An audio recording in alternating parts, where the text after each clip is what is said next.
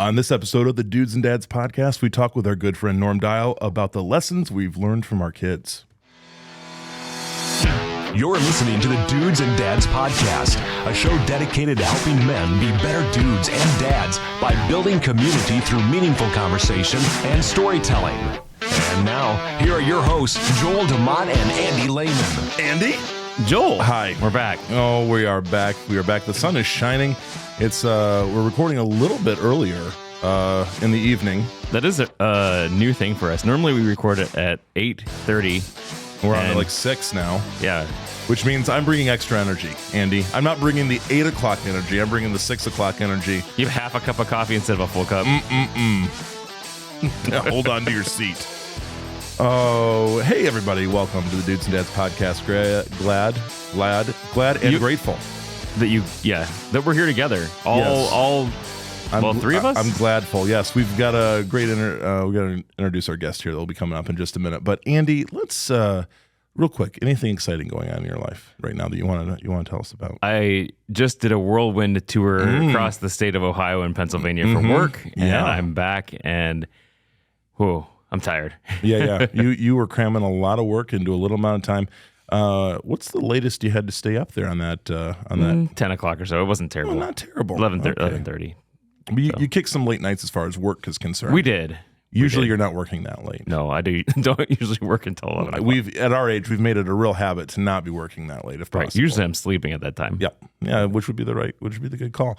Yes. And what have I been up to? Thanks for asking, Andy. Hey, Joel, wait. Hold on. What have you been up to? I missed it. Sorry. I'm kidding. Great friend I am. Yeah, no. What have I been up to? Just a lot of the kids stuff, Andy, and some baseball games. Jackie is she's fixing to leave me for the great state of Texas this week for a few days. Well, that'll be hot. It's going to be so hot down there. And so when she does that, I'm calling in reinforcements, also known as Grandma and Grandpa, the grandparents. That's a good call. We've got some camps and things to go to, and unfortunately, I can't clone myself. So we're gonna need some help. But we are looking forward. The summer is off and rolling. We're out of school. We're doing a few of the things, doing some camps. Sweet. So I'm looking forward to that, and we're looking forward to a lovely June. So now everybody's caught up. Andy, we've got our guest. We do. But before we talk about our guest, let's talk about this significant endeavor that you've undertaken. So this episode is brought to you by my other podcast, the Podcast Answers podcast, which is where I help people start and grow their podcast. Answering any podcast questions. I'm available for one-on-one consulting and would love to help you start your podcast. So if you would like to do that, podcastanswers.com. If you want your voice to sound as velvety as this one does, give Andy a jingle. He'll set you up right. All right. Well, Joel, we want to welcome Norm to the show. Norm, welcome to the show. Hey, thanks for having me, guys. Oh, Norm Dial. Hello. Hey, guys. Norm and I go way back. I don't know how far back, but Norm is he's an upstanding fellow. He's the kind of person we want on this show because he's going to make Andy and I look like we're basically just barely getting through life. Because Norm Dial is an upstanding, he's a dude, he's a dad, he's all the things, and he does a great job. Norm and I don't go back very far, but I do work with his mom. I discovered this Interesting. week after I was talking to you. So yes, so good. So your mom works out this way, Norm. I didn't realize that.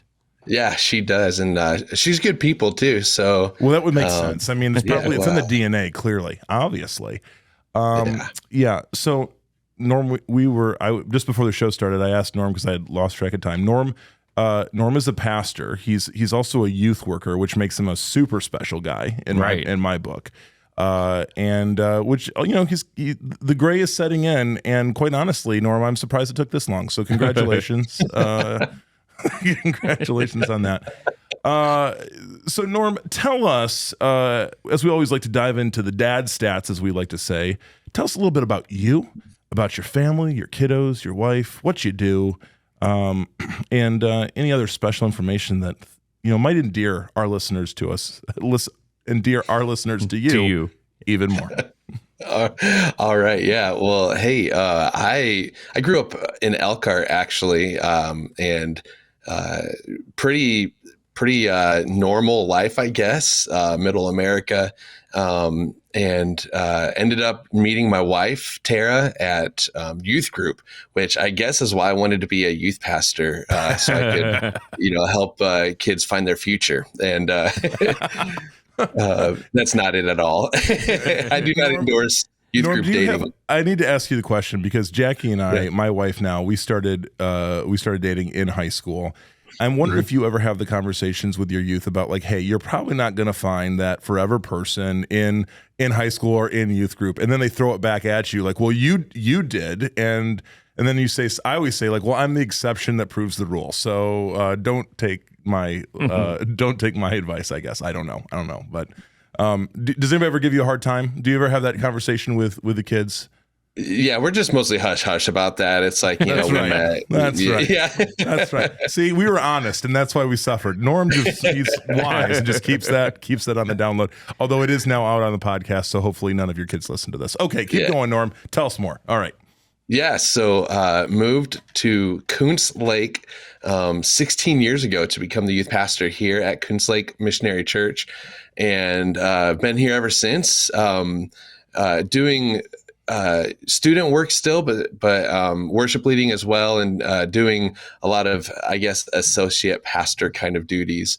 And we love it here. This is a place that has been home for us, and we're just super excited to raise our kids here. Two kids, Braden and Landon. Both of them are dudes, and so yes, we are mostly excited to see where God's leading us next. But sometimes I think we can think of next too much, and so living in the current reality is where I'm trying to keep my head. 11 and 9 years old, and the first 11 and 9 years went so fast for my kids, and so trying to live present every single day here in Coons Lake. Yeah. Let's see. So you and Tara have been married. How long have you guys been married?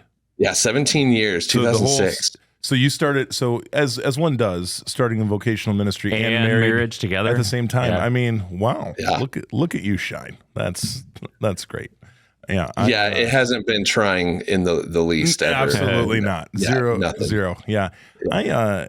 A little known fact. I decided to get fired from a church internship just before I got married. So a different career path between Norm and I. But again, it all but worked. Similar. Fired and married at the same time. Yeah, it's nice. Life's a little twists and turns. So Norm, this is when we were talking about this show, Andy and I were talking about this idea of kind of the general theme, and I think it'll wind through our conversation here. The general theme of things that we've learned from our kids. And Norm, I feel like you from some conversations that we've had, and please feel like you don't have to remember every conversation that we've had. But in my mind, from some of the conversations we've had in the past, what has always struck me about you, and likely Tara, I guess if she were here to share this too, is that I feel like you in your dude and your dad responsibilities in life, that you've always been a learner, but like that you learn from your kids. Like you've always like things that it feels like you've seen, even how God has used your children to grow you, build you, teach you things along the way. And that's something that Andy and I, like, we're always trying to remain, I think, present and open and aware of. Like, it's not just me, the parent, to my kid, like, hey, here's a list of things you need to, you need to know and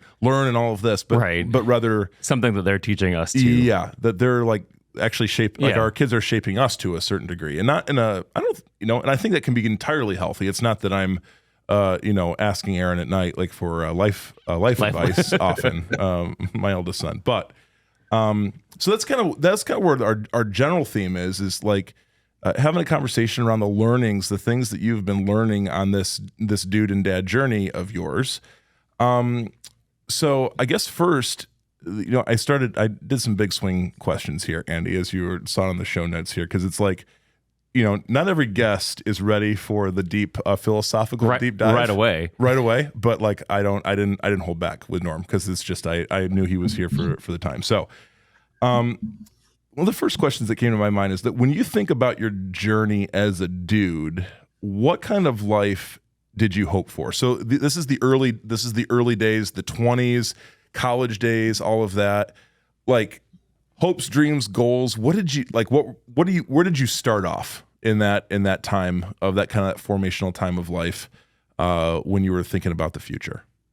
Yeah, actually, if you don't mind, I'd like to go back to my teenage years just a little bit. Even better. And actually, even before that, when I was a kid, I wanted to be a missionary and an NBA star at the same time. Yeah. Wow. And I did not possess the physical nor the natural talent for basketball, or I didn't have the grit and determination, to make sure to will my way into the NBA.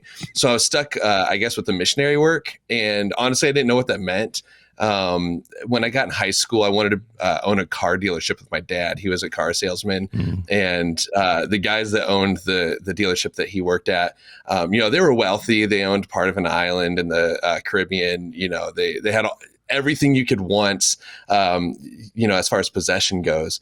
And so I just kind of had that dream, like, hey, we're just going to own a car dealership and become rich and wealthy. And I was eating, as all good conversations come from eating a meal at McDonald's as a sophomore in high school. And I was eating with one of my good friends, and he said, hey, have you ever thought about ministry? And honestly, I never had before that moment. I never thought about going into ministry. And there was an instant affirmation in my soul. Like when he said that, there was like something just kind of leaped inside of me and said, oh, that's exactly what God is calling me to. And it changed the trajectory of my entire life. And so from that point on, going into my late teen years, early 20s, I just wanted something stable, steady, a wife, 2.3 kids, white picket fence, just kind of the American dream. And other than that, I didn't have too many hopes and aspirations when I was young. My hopes were to become famous and then rich. And then I just wanted to live kind of a normal life. And that's sort of what we've built, and kind of what we do here is try to live as normal, I guess, as possible, while having the call of God on our life to do some extraordinary things. Mm-hmm. Yeah. So, and I think, when we, I don't know, I think all of us to some degree reflect about on what we thought life would be like when we were younger, right? And usually that's not the case. It's not the like case. That. And sometimes you really have to have a good laugh with yourself about, because it's like, right. You realize how little of an understanding you had about what it was going to take to even get to even a fraction of what you were, aspiring to be. So moving from that, like once, as it is for so many of us, getting married and becoming a father shifts those goals often in a pretty significant way. So what shifts occurred for you as you were like really starting to get into the adulting phase of life? Yeah, really what shifted for me was sort of my perspective on what normal and steady means. Because when I was younger, I thought normal and steady was just kind of easy. Like I was just going to do this thing and it was just going to kind of come easy. I watched my parents when I was young and I just thought that things kind of came easy to them. And if there was something that I saw as maybe a mistake or a shortcoming on their part, it was really easy to become, I guess judgmental about those things. And so becoming a husband and then a father, it's really shifted my perspective into what I thought was normal and steady is not so easy, at least not as easy as I would have liked it to be. There have been a lot of challenges along the way. There have been a lot of, days and seasons and months where I think it was Adam Grant that coined the phrase, or he didn't coin the phrase, but he talks about languishing. That sometimes in life we just kind of are languishing a little bit, but honestly, it's just so much more rewarding now to be a dad, to live this steady life, though not easy. Waking up, making the kids breakfast, stuff like that is so much better than what I thought it was going to be, and yet it's challenging at the same time. I get as Andy and I both know, so I'm approaching 40. Andy has I'm well past.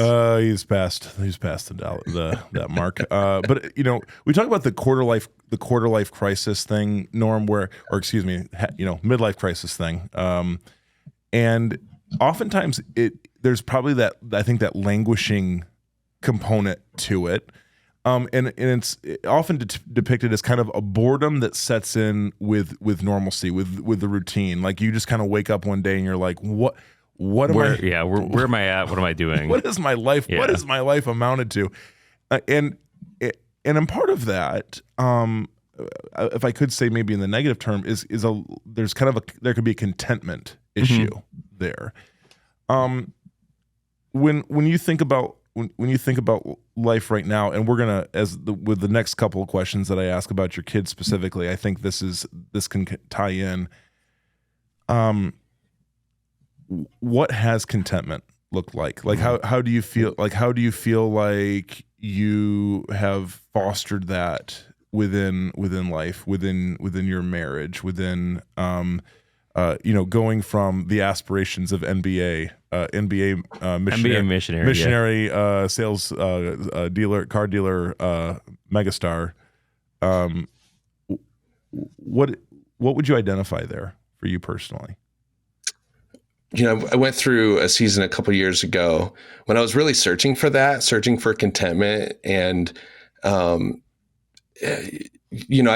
thought that to be important was going to bring me contentment. And so I said yes to everything I could ministry wise. I was leading 3 different committees or events, on larger scales, as well as what I was doing here at the church. And nothing satisfied, what I was searching for. And so I actually had to get real with myself and say, man, I'm going to burn out if I just keep going at this pace. And so I sought professional counseling, and there's one thing that really stuck out to me that my counselor talked about. He talked about the difference between responsibility and concern, that there are certain God-given responsibilities that we have, and then there are things that we can be concerned about, but they aren't necessarily our responsibility. Mm-hmm. And so as we started looking through the responsibility that God has given me, really most of that is God's call on my life. What has God called me to be? And He's called me to be a husband, and He's called me to be a father. And almost everything else in my life is simply a concern that I have, but I don't need to take all of that on as responsibility. And so as I've began to say no to other things in life that I thought were going to bring me contentment, and I learned quickly that they didn't, and I started to relieve myself of some of those duties, I found more joy in just the simple things, the everyday things. And it's not perfect. I'm still learning this lesson. But I would say that that's really been helpful for me in the last couple of years. Yeah, that's great. Yeah. Creating space for joy. There's something very, very powerful to that. And and just recognizing that you need to do that too before you burn out. I think that's important, because I think a lot of people don't realize that they need to carve out that space for joy, and then they burn out, and then it's really hard to come back from that. Yeah. And for those of us that are highly, because Norm's got the pastor's heart, like the highly conscientious, like just concern for all things, so many things can cause concern and can draw us in, and like, how can I, how can I help? It's I was watching a recent episode of Ted Lasso, and the joke was that Ted, the character of Ted Lasso is this very he's just concerned about everybody, right? And the problem is that he lacks personal concern for himself, and that's what is coming through the show. And Ted's mom goes, yeah, he was born, and the first thing he did was look at the doctor and said, hey, can I get you anything? And that's like, yeah, I some of us identify with that very, very closely.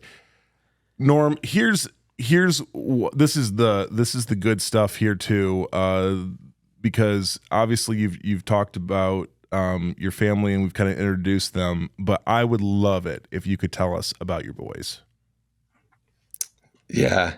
Well, we were blessed with Braden 11 years ago. And honestly, it was,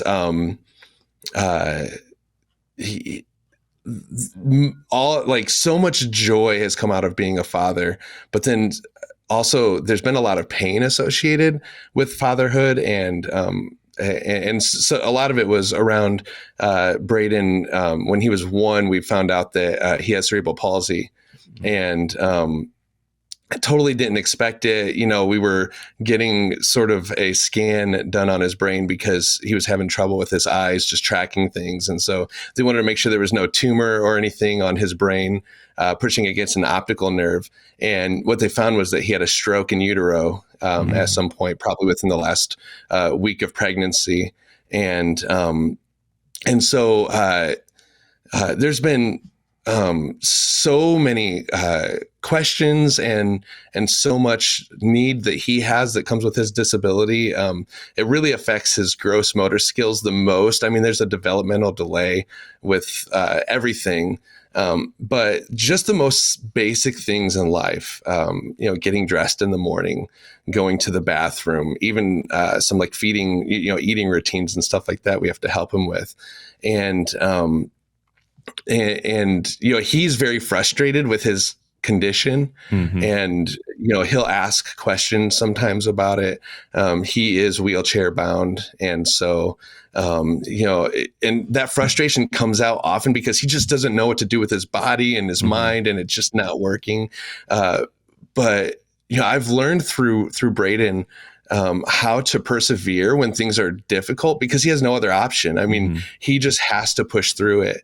And so it's been just an amazing lesson as I've watched, things in my life have kind of come easy to me until Braden, and nothing comes easy for him.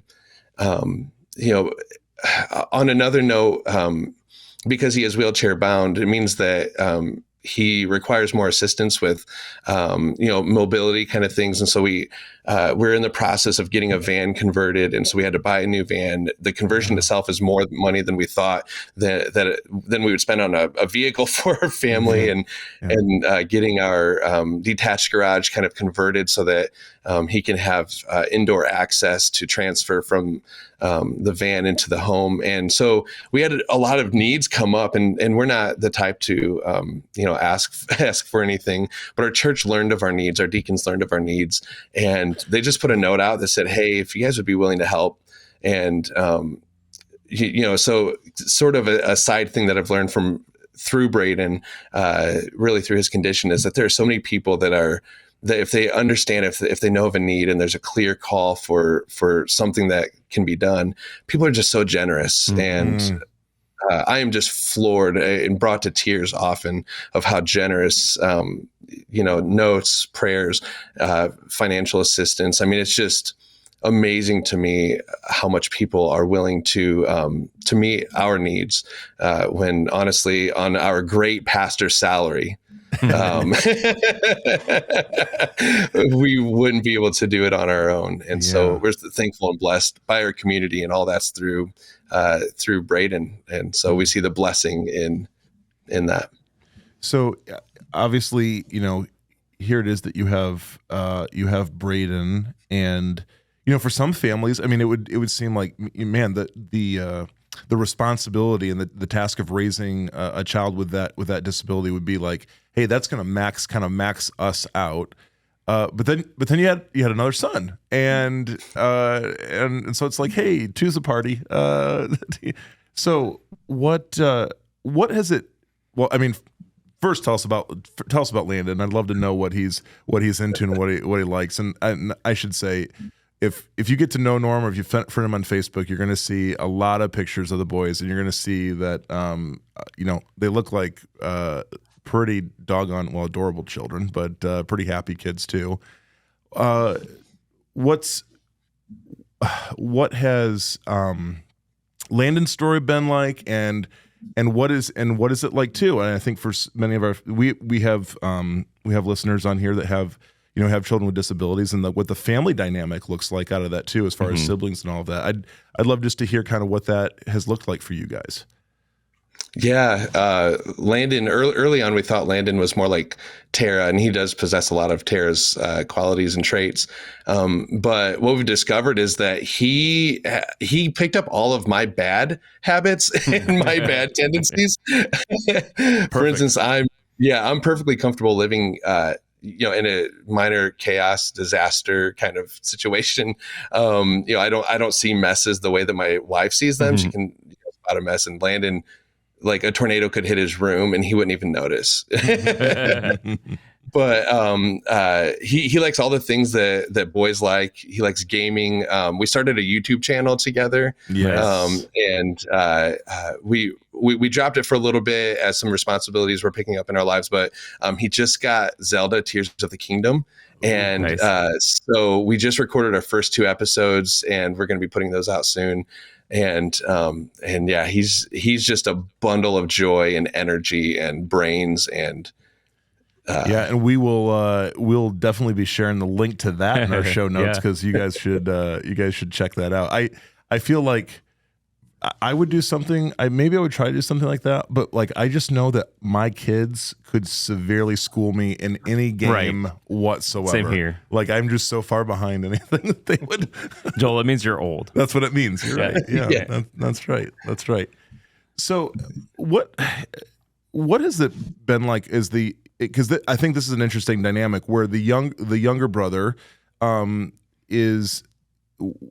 What is the dynamic between the two brothers? Sure. Like how is that played out? What have they had to learn to work together? I know what my kids are like. Your 2 boys are reasonably close in age, just like my 2 eldest are. And I also know the how shall we say, the various frictions that are also also accompany brothers like that at that age. What does it look like for them as they've kind of been growing up here?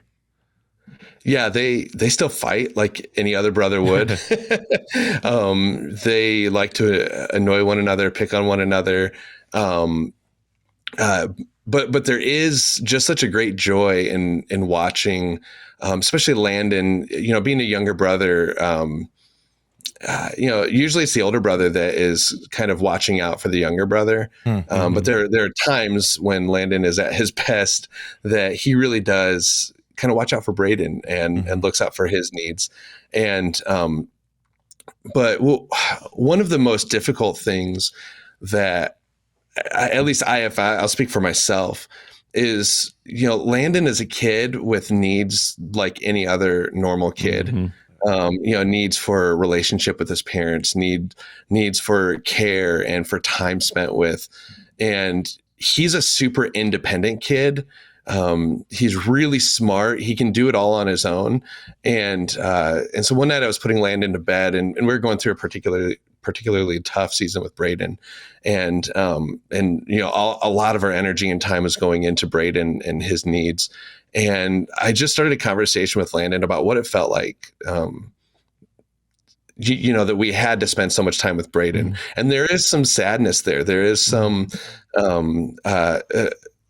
just a little bit like, he's sad that sometimes it means that we take time away from what normally would be his time.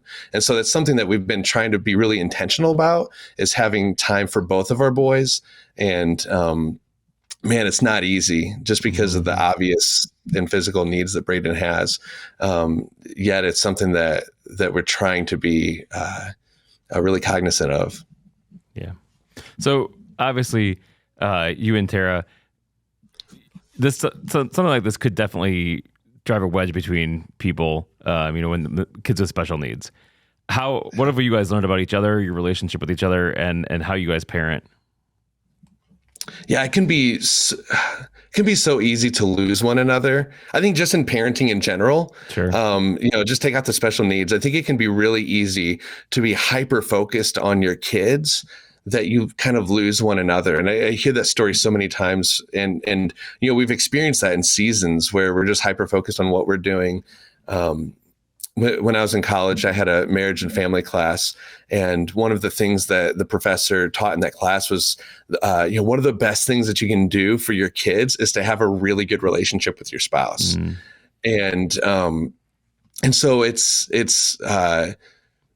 something that I'm trying to be conscious of, is on my best days, just really simple things like the first thing I do when I come home from work and the boys are there and Tara's there is I kind of, and sometimes I feel like a bad dad, but I kind of bypass them and go straight to Tara. And, even though, out of the 5 love languages, touch is probably her 7th or 8th love language, I still, surprise. So, yeah, I still, go give her a hug, give her a kiss, show her that I'm happy to see her, just trying to do some really simple things to put our relationship, even as bad as it sounds, above our kids, because that's the best gift we can give them is a strong marriage and a strong partnership when it comes to parenting. Yeah, there's the way you said that, lose each other, which seems strange. Like, you're in such close proximity to each other as parents and living in the same home. It seems like it'd be like, well, the last thing that you would do would be losing each other, but it absolutely happens, and there's so many conversations. I know, Andy, you've probably experienced it too, where where you stop and you go, when is the last time that we sat down and, number one, had a conversation that wasn't about our children? Let's just try that. And that wasn't reactive. Like, it wasn't a reactive conversation of like, oh, this thing happened today and we got to adjust, or we got to, whatever, or, and actually had an, it's easy to get busy in the life. Yeah. And just have lack those investment conversations. And, and I'm assuming, Norm, that, Tara, she's got a full plate all day. She's got a lot of things that she's working through as well, and it's for each and every one of us. She's been doing all of her stuff by herself. You've been doing your things, and it's so easy at the end of the day. I know I'm numerous times guilty of it, mostly because the moment we get home, it's like, hey, we're off to the next. We're off to the next thing. Sometimes it's just it's easy to not ground ourselves back kind of together, to make that contact point, just like you were saying, in the midst of it, and just to kind of keep being alone together, so to speak, at the end of the day. So that's those are good words, important things to think about. So Norm, as you guys are on this journey, and you're still early on the journey, I think about some other families that I know who have between a special needs child and just knowing the age of your boys in general. I mean, you're not like super far in, there's a lot of parenting and a lot of things that are left ahead. When you think about your dreams for your boys, for your kids, like what the future could hold for them, what does that look like? What do those conversations look like? Do you and Tara, I know it feels like sometimes my wife and I, we have these powwows about like, we'll observe, like kind of like scientists, we'll observe our kids doing the things that they do academically and sports, kind of in their relationships. And then we sit down and we go, okay, do we feel like there's a trajectory here, good or bad or whatever, that we're noticing? And then what are the interventions, if any? What are the encouragements? But yeah, just where you see the future. And obviously we don't want to get so invested in the future that becomes our worry, and that we're not living in the present, as you've said. But in terms of dreaming for the future of your kids, what does that look like? Yeah, I mean, Tara would honestly have some really good answers for this, because she is someone who is always thinking about the future and thinking about what's next. And I'm someone who's just really, content with living right now. Sometimes Tara would tell you it's for the worst sometimes, but really, it's very different for both boys. For Braden, we know that there's going to be a lifelong need there for care for him, and we hope to be there for him. It's something that as I think about, my health, and I'm about to enter 40 as well. I'm just about a year and a half from that.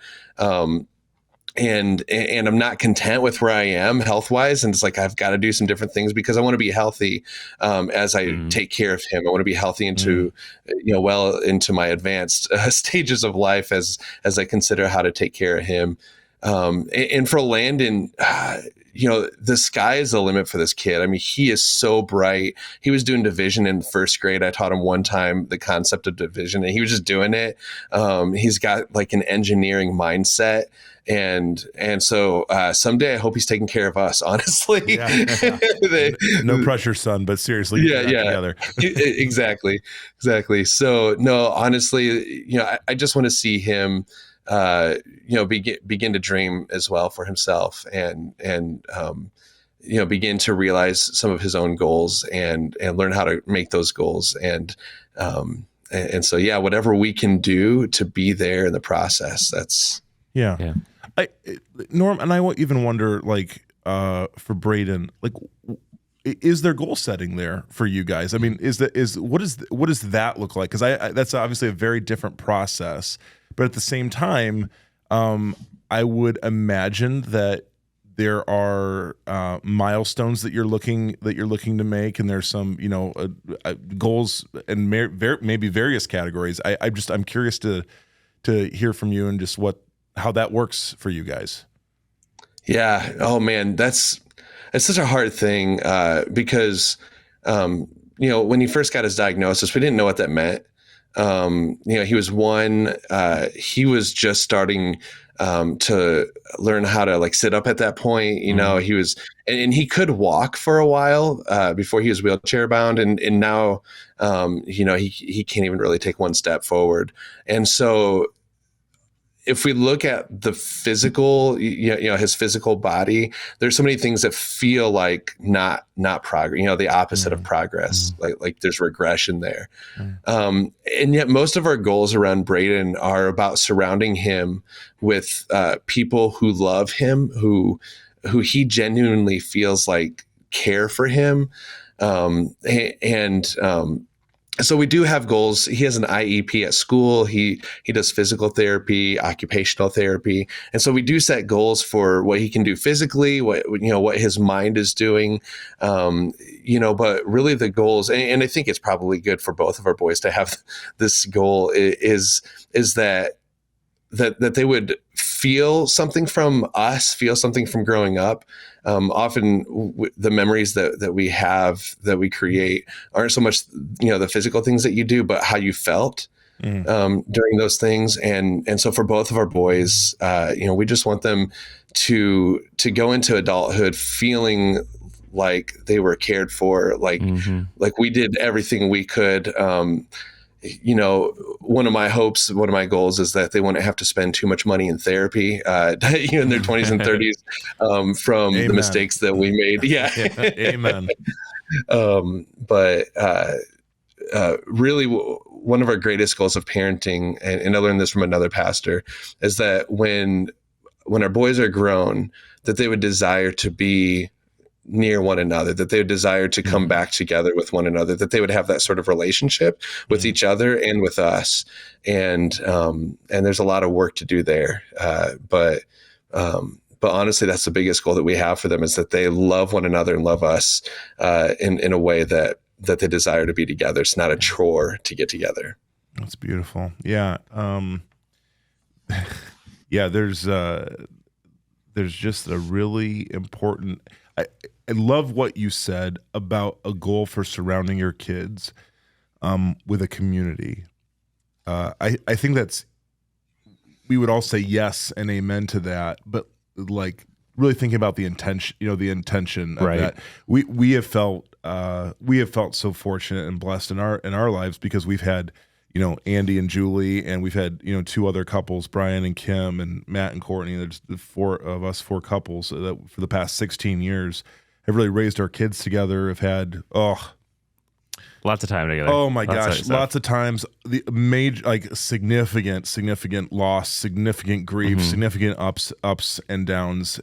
But I think to myself, it's like, boy, oh boy, though, my kids get to see a community like that. And then that kind of sets the bar for them, which I certainly hope that the friends that they have in those couples, because when we get together now, there's a lot of kids, all 15 of them together, which is like, feels like we're, it's like a Baptist potluck.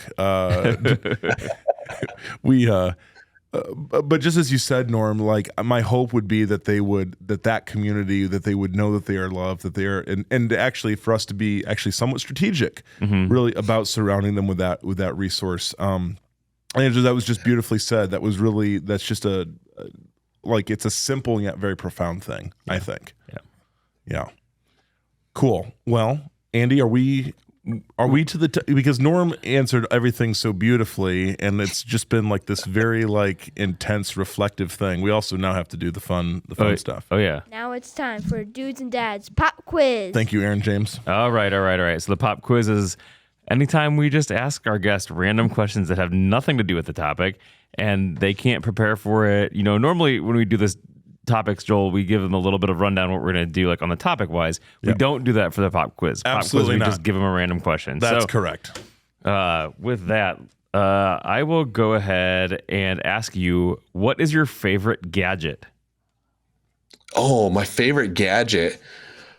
Ooh, I'm not really a gadget guy, but one of the things that it's not really a gadget, but it's really intrigued me is, we just did get a new van, and it connects automatically with my phone. I've never had that. Cool. I've never owned a vehicle past 2007.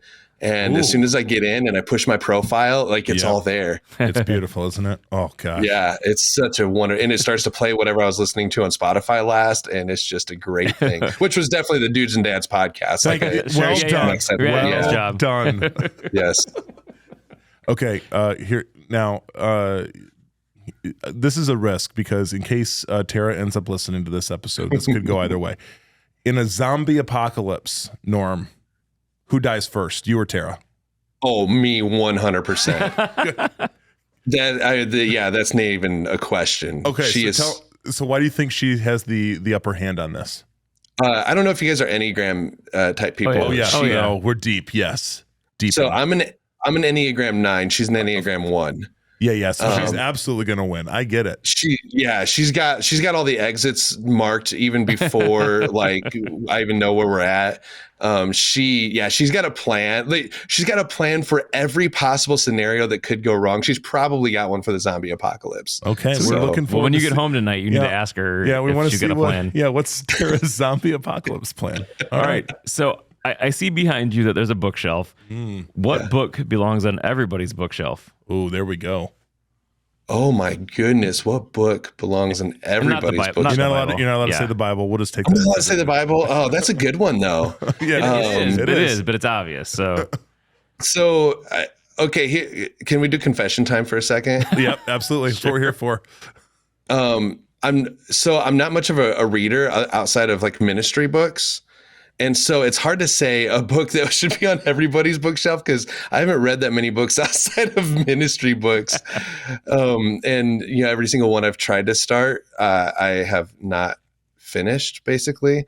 But I am listening through, for any leaders out there, I'm listening through Brene Brown. I listen to books more than I read them. Listen to some Brene Brown right now, Dare to Lead. And that is just so challenging for me, talking about vulnerability and leadership and stuff. And so, so good. Bingo, bango. Okay, Norm. Let's see here. You're on an airplane. and you are next to a fellow passenger. And they as you would be. Yes, you would, fellow passenger. It's no empty. Unless you're in one of those tiny little airplanes that have the one seat. No empty seats next to you.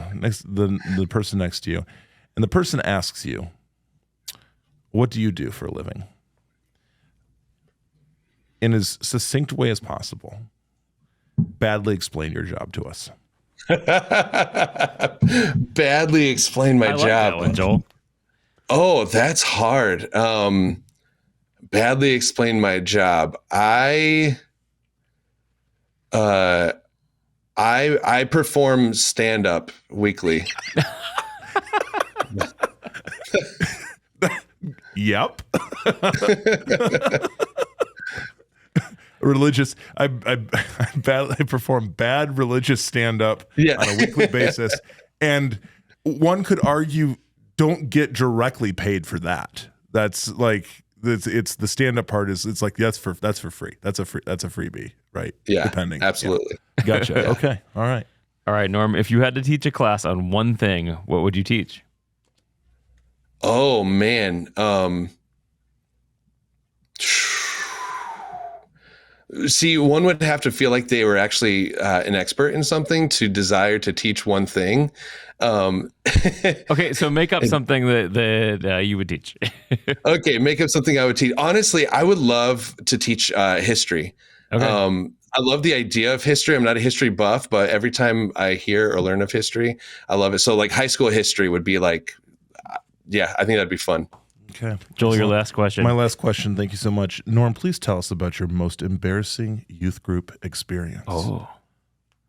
Like when I was in youth group or when I was leading youth whenever group? you either one. I'm just looking for deep embarrassment. Either way. Ooh, deep embarrassment. Oh my gosh. Okay,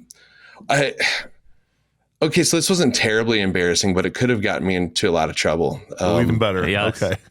Yeah. So back in the old cell phone days, when you used to do like the T9 texting, I don't know if you guys remember that. Oh yeah. Yeah. So I texted all of our students and parents that were all going on a retreat. And it should have been an email. It was like one of those really big block texts on T9. It took so long to write. And as I was, after I sent the message, a parent responded back with just simply "bring what?" ? Exclamation, and I went back and reread my text, and I intended to say to bring your bed and shower linens, and the T9 somehow changed it to bring your beer and shower linens. Oh, wow. And what kind of camp are they going to? Yeah. So yeah, I'm clearly glad. Clearly a reformed church. Yeah, clearly. I'm so glad that none of my students took me up on that request that I know of anyway. I would feel embarrassed about that. Yeah, that's reasonably. embarrassing. Yeah, it's a little. Yeah, it was a little embarrassing. Yeah, that's super funny. Hey, Norm, congratulations! You successfully passed the Dudes and Dads pop quiz. Well done.